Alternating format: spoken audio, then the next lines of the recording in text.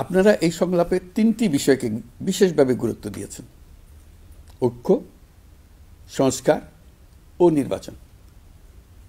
সংস্কার বিষয়ে আমাদের মধ্যে ঐকমত্য প্রয়োজন, এর কোনো বিকল্প নাই।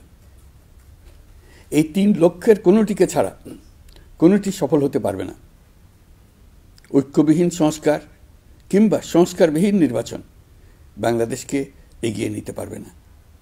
পাশাপাশি আমরা ভুলতে পারি না যে আমাদের ছাত্র জনতা অটুট সাহসে শিশু হত্যাকারী ও পৈশাচিক ঘাতকদের মোকাবেলা করেছে। মানবতার বিরুদ্ধে এমন নিষ্ঠুরতাকে অবশ্যই বিচারের মুখোমুখি করতে হবে।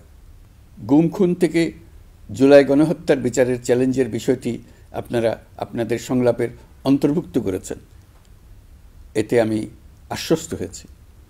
সুধীবৃন্দ, জুলাই গণঅভ্যুত্থান কেবল বাংলাদেশকে মুক্তই করেনি, আমাদের স্বপ্নকেও তুমুল সাহসী করে তুলেছে।